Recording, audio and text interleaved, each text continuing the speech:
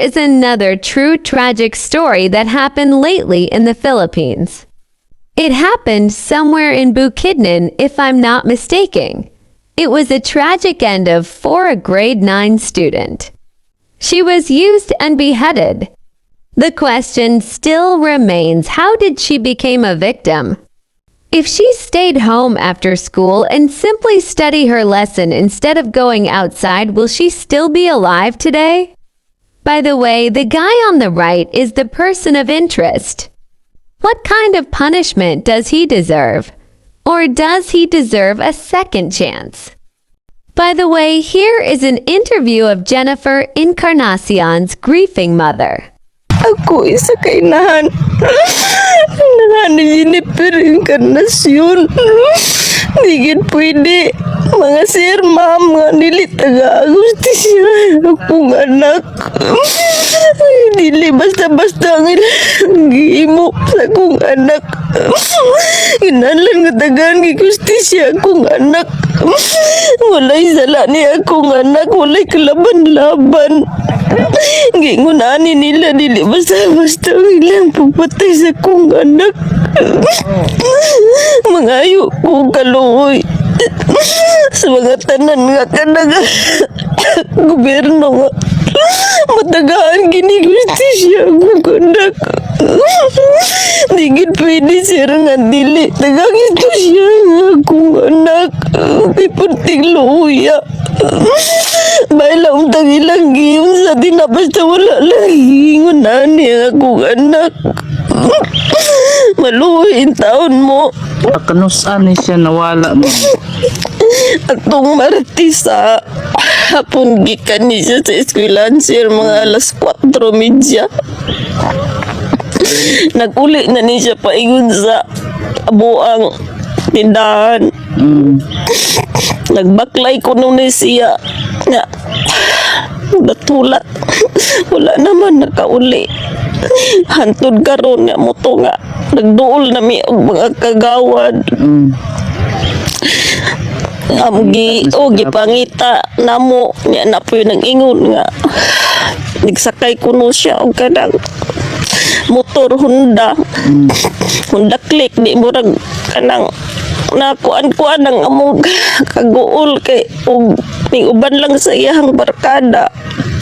Ukira mutong wa gid mi nahimutang ninduol mi og kanang among gipasubay sir. Giingon sa mananambal nga ingon ani lagi girip daw. Girip man ni imong anak. Gibira man ni siya.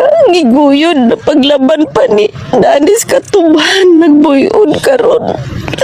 Muli nga naganhidayon mi karon sir. Nag-request po mi yung mga tanod sa dagat Kidabaw. Diri sila ganina na rescue yun ni siya diri ganina mga alas 11. Kinsay ga nakatuod ani una nakakita ng anak.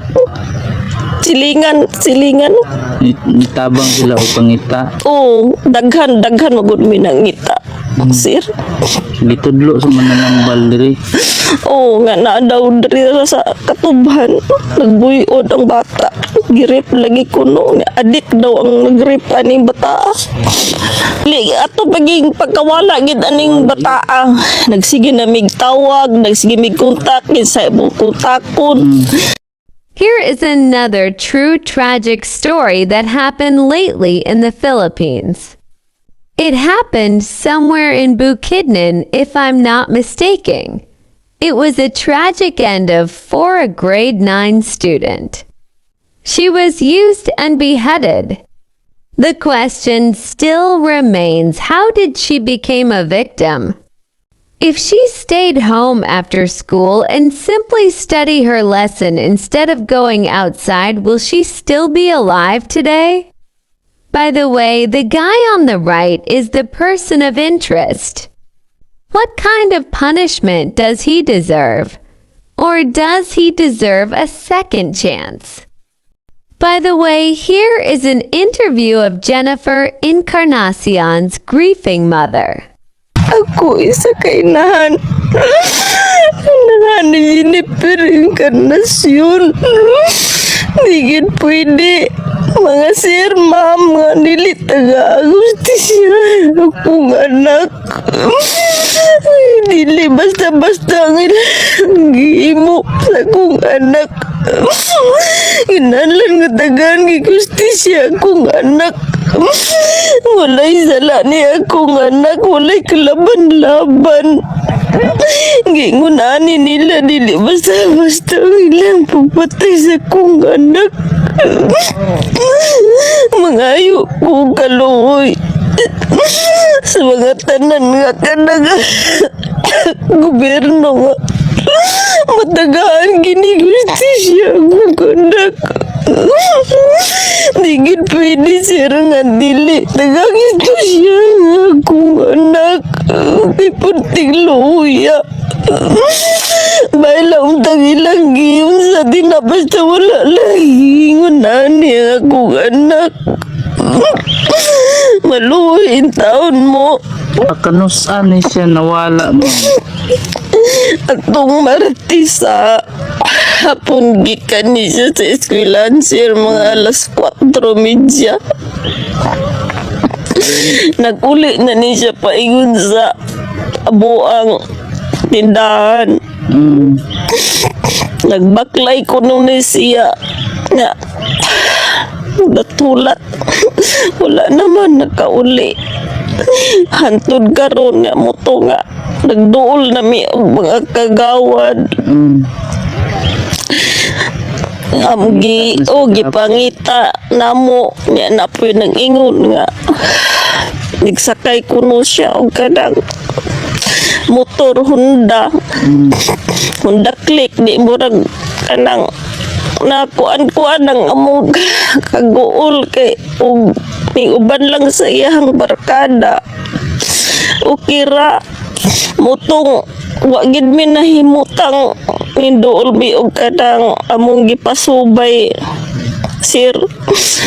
Giingon sa mananambal nga ingon ani lagi girip daw. Girip man ni imong anak. Gibira man ni siya. Giguyod paglaban pa ni Danis Katuban. Nagbuyod karon. Muli nga nagadidayon mi karon sir. Nag-request po mi yung mga tanod sa dagat Kinabaw. Diri sila ganina na rescue yun ni siya diri ganina mga alas 11. Kinsay ga nakatuod ani una nakakita ng anak? Silingan.